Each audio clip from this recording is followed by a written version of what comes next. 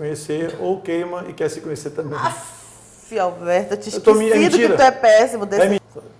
3, 2, 1.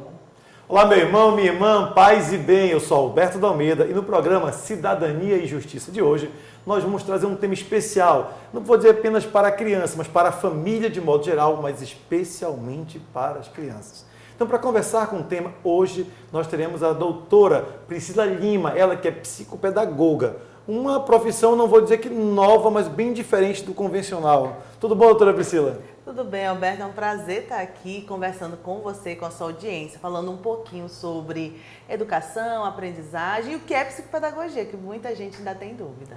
Quando fala o que é, essa interrogação está na minha cabeça desde a primeira vez que eu ouvi essa palavra. Um termo diferente, porque eu na escola eu conhecia, tem a pedagoga, e eu ouvia por televisão, por filme, psicólogo e depois o psiquiatra, que era uma situação diferente. Mas a união psicopedagogia, o que é a psicopedagoga? Então, a psicopedagogia realmente é uma união, ela é uma área de intersecção entre a pedagogia e a psicologia. O objetivo da área é entender, compreender os obstáculos, as dificuldades do aprender. E aí, por anos, Alberto, e aí a psicopedagogia vem da década de 60 do século passado, se ocupou da aprendizagem escolar. Hoje, por um viés, a partir da neurociência, da análise do comportamento, nós temos a compreensão que aprender é para a vida. Então, a psicopedagogia hoje cuida dos processos de aprendizagem para a vida, não somente da leitura e da escrita e da matemática. Aí vem um problema, que aí eu falo, vou até já nesse momento abrir um pouco mais o meu coração, mas para você que chegou agora, nós estamos no Cidadania e Justiça e eu, Alberto da Almeida, estou conversando com a doutora Priscila Lima, ela que é psicopedagoga. Se você puder compartilhar o programa, vai ser muito bom. Ou me seguir lá na minha fanpage, Alberto da Almeida, ou no Facebook, no Instagram, @Alberto da Almeida. Então, doutora, falou nessa educação. Eu fui educado com um tipo de educação diferente, que eu tinha que aprender o português, aprender a matemática, o comportamento, mas minha mãe com pouco tempo, precisava trabalhar muito, né? E um plus, sou filho de pais separados, então tinha tudo isso na minha cabeça. Eu, quando comecei a tentar estudar um pouco, eu via quanto trauma o cidadão tem, e eu dizia, cara, se tudo isso são traumas, eu tenho quantos?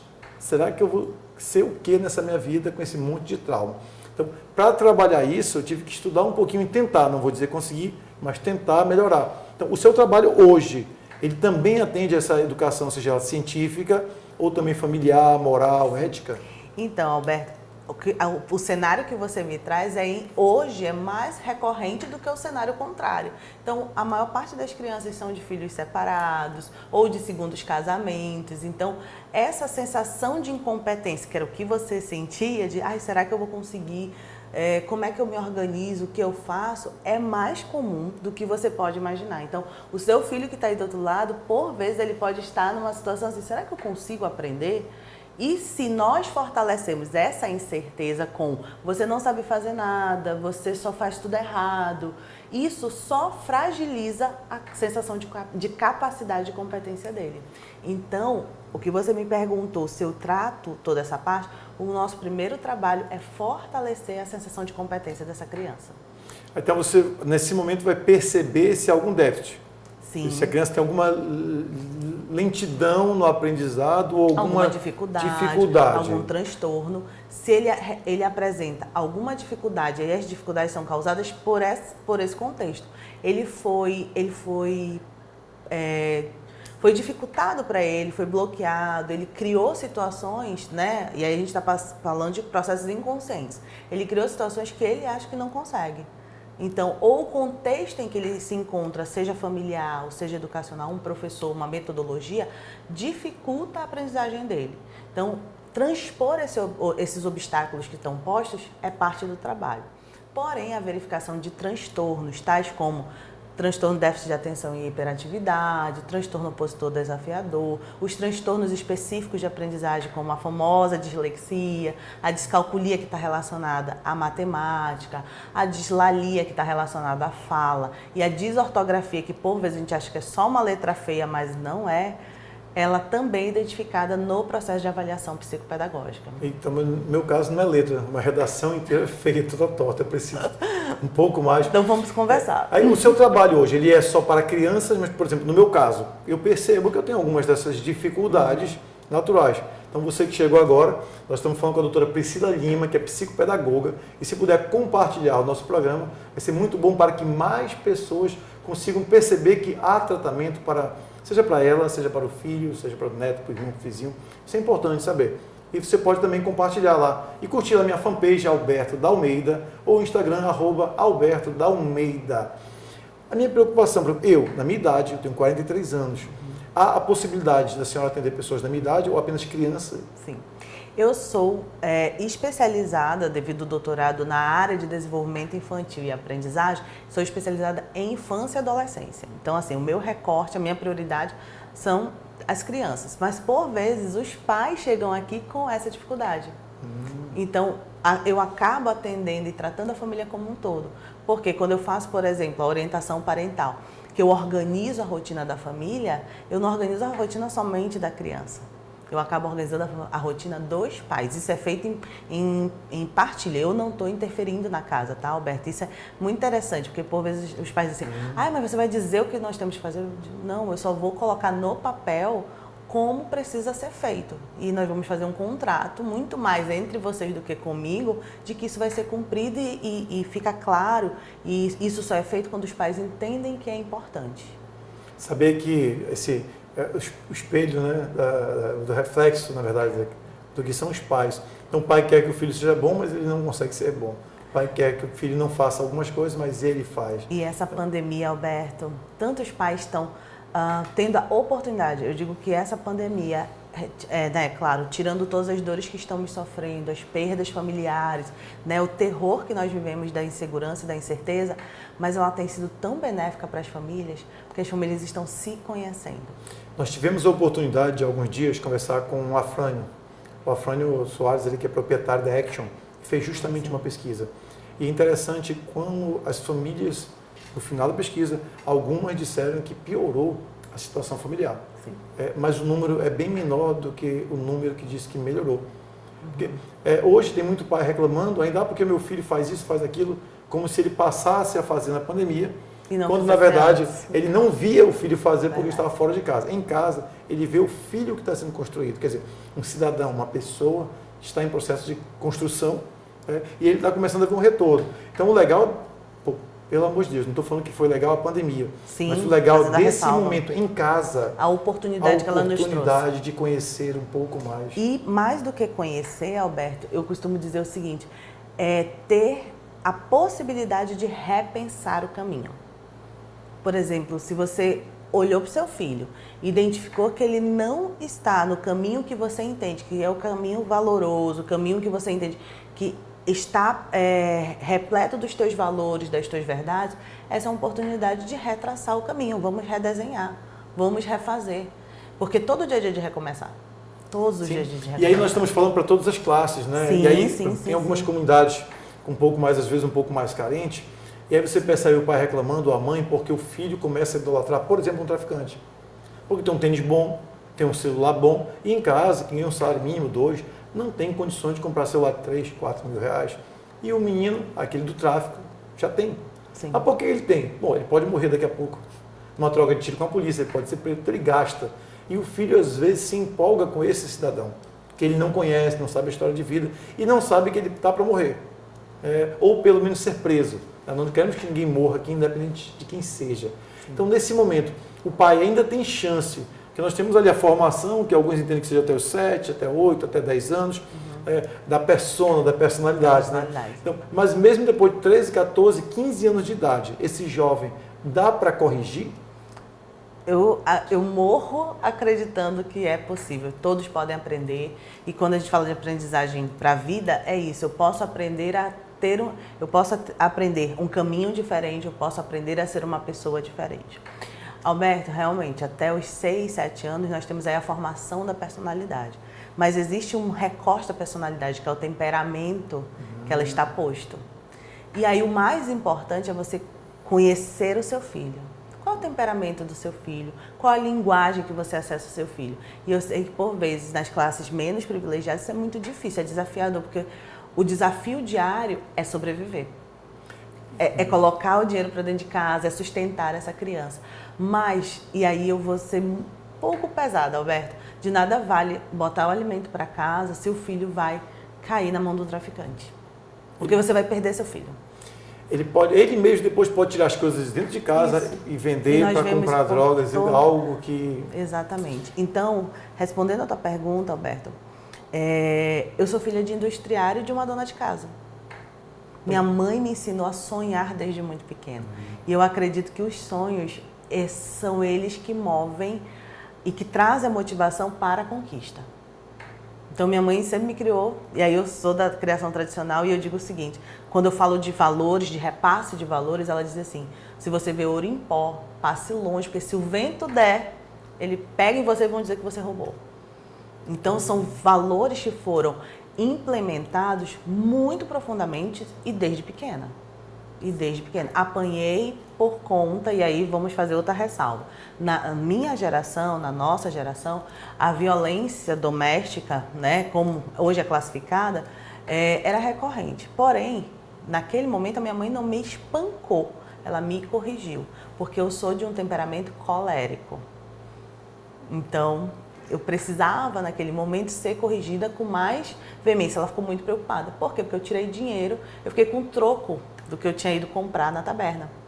E quando ela perguntou, eu menti. Então, mentira e roubo. Isso é inadmissível na minha casa. Esse Então, desvio, né? são valores. Então, os valores, eles precisam ser construídos na infância. Na infância. Interessante. E, mais uma vez, dizer que você que está chegando agora, nós estamos no programa Cidadania e Justiça com Alberto de Almeida, aqui no Imediato. E vocês que quiserem participar conosco, compartilhando, mandando também algumas perguntas, conversando conosco, vai ser muito bom. E pode nos seguir lá no Facebook, no meu fanpage Alberto da Almeida, ou no Instagram, @Alberto da Almeida. E sugerir temas também. Doutora Priscila, a senhora me fez lembrar de algo. No formato de educação, eu lembro que um belo dia, minha mãe fazia bolo. Ela vendia bolo para casamento, 15 anos, e tinha sempre aquelas pás de bater bolo de madeira, agora tem até de plástico, madeira. E aí minha mãe, na correção, eu apanhava com aquilo, quebrava, e um belo dia ela mandou fazer uma palmatória, olha só, tinha nome, uma palmatória chamada Maria Bonita. E a partir na semana que ela quebrou 3 pás de fazer bolo, em mim, ela mandou fazer essa palmatória que nunca quebrou. Não sei nem por onde anda a Maria Bonita, mas não levei para minha casa. Deve estar com saudade do senhor. Acho que não. Então, falando sobre essa questão da correção, Alberto, nós sabemos hoje da legislação em relação à proteção à criança e ela é necessaríssima, porque quando nós falamos de correção, nós não estamos falando, quando falamos de correção e falamos dessa lei, que ficou conhecida como a lei da palmada, essa lei não está proibindo os pais de corrigirem. Essa lei resguarda a criança da violência doméstica, que é outra coisa. Alberto, quantas crianças nós temos que são queimadas, que são amarradas, né, com correntes, que apanham de corrente, que são realmente agredidas. Isso não é educação, isso é agressão. E o problema não está na criança, está no seu agressor. Então, nós sabemos que, por vezes, a criança, e aí é uma clareza que se tem que ter sobre a educação, a criança, ela está no processo de desenvolvimento. E você é responsável por ele. O seu filho sim, é sua responsabilidade. Então, se você está estressado, tem problema, ele não tem culpa. O senhor me fez lembrar de algo. Eu estive em 2006 até 2008, final de 2008, conselheiro tutelar na cidade de Manaus. E hoje nós trabalhamos na comissão Sim. da criança e adolescente, é uma redação o nome, né? Mas a criança e adolescente da Assembleia do Estado do Amazonas. Isso. Então, em tese, tudo aquilo que envolve criança no Amazonas, nós temos contato. E eu ouvi por vezes, quando eu conversava com a criança vítima de violência doméstica, Sim. isso no conselho, e a criança às vezes não fala tão bem com o pai e com a mãe, não tem coragem. Mas conosco ela acaba se abrindo, e ela, doutor, aconteceu isso e contou várias histórias de espancamento. Sim. Então, essa preocupação com a forma de educar, que não é educar isso, mas chama de educar, e a criança dizia, eu não pedi para nascer. Quer dizer, o meu pai me fez, a minha mãe me fez, e todos os problemas são descarregados em mim. Isso não é uma máxima qualquer, isso tem fundamento e é verdade. Ninguém pede para nascer, nós somos feitos, em tese, com muito amor para um casal. Né, para um casal. E de repente hoje, descontar todos aqueles problemas, e o pior, Doutora Priscila, quando eu falo isso, é que nós temos o hábito de botar para fora nossas raivas, externar nossa raiva. E quando eu faço isso, ou quando você faz isso, quem está próximo é aquela criança. Segundo ponto, nós acabamos de falar, a nossa geração foi educada na correção, normalmente física. Sim. E não uma conversa, não um carinho. Meu filho está errado, abraçar e beijar. Quem faz isso, abraça e um beijo. Né? É muito difícil, não vou dizer que ninguém faz, mas é difícil. Isso está sendo Essa cultura está adaptação. sendo criada e desenvolvida. Alberto, nós fomos criados por uma geração que não aprendeu a dialogar. Nós não fomos educados por uma geração que compreenda o valor do argumento. E eu acredito que é importantíssimo, se nós não conseguirmos educar os nossos filhos, ensinando a eles a argumentar os motivos pelos quais eles acreditam, que cidadãos estamos formando? Cidadãos que são levados como massa. Então, quando uma criança ela argumenta os motivos pelos quais ela fez aquilo, é importante ouvi-la e tentar compreender o que está acontecendo, por que ela tomou aquela atitude. Né? E a partir daí, com tranquilidade, com clareza, com respeito à criança, respeito à família, fazer a correção se for necessária. Uma das coisas que eu sempre converso, Alberto, é que a violência em casa, a violência doméstica, ela fragiliza os laços, os laços parentais. Quantos filhos eles não têm boa relação com seus pais na fase adulta? Quantos filhos estão rompidos com os pais? E porque lembram das dores da infância. Eu quero falar sobre isso com a senhora, mas antes, quem está ouvindo, está nos assistindo nesse momento e quer saber como pode buscar um tratamento, um acompanhamento, porque criar qualquer cachorro, não estou menosprezando um cachorro nem um gato, mas criar qualquer pessoa, qualquer animal, é fácil criar. Educar é que é difícil. Então, quem está preocupado em educar. Então, inicialmente, como faz para encontrar a senhora, para conhecer o espaço, que por sinal é muito bonito, parabéns. Obrigada. Como faz para chegar até aqui? Eu faço essa mesma conversa, diálogo, vídeos, instrução, inclusive, né, tiro dúvidas de pais diariamente no meu Instagram, que é o @priscila_Limas. @priscila_Limas, com S no final. Então, lá no Instagram, eu sempre coloco uma caixinha de pergunta, recebo dúvidas e diariamente tem postagens, orientações. Toda terça-feira nós temos um Minuto Pedagógico, que são temas parecidos com esse. Nós temos as lives dia de quinta e dia de domingo também, com temas sempre voltados à educação. Doutora Priscila, muito obrigado. Nós estamos encerrando Cidadania e Justiça de hoje. Gostamos muito e queremos continuar. Essa questão dessa educação é fundamental. Nós queremos tratar do tema ainda. Então, você que gostou, compartilhe o nosso programa, deixe o seu comentário e vá lá no Facebook Alberto da Almeida, na fanpage, ou no Instagram, @Alberto da Almeida, que vai ser muito bom nós podermos trocar um pouco ideias, sugestões, dúvidas com a doutora Priscila, no Instagram dela, ou comigo, no meu Instagram, não apenas sobre educação, que não é comigo, mas qualquer tema, sobretudo na área jurídica e sugestão para o nosso programa. Muito obrigado, doutora Priscila. Muito obrigado a você que está nos acompanhando também. Fique com Deus, até o próximo programa. Paz.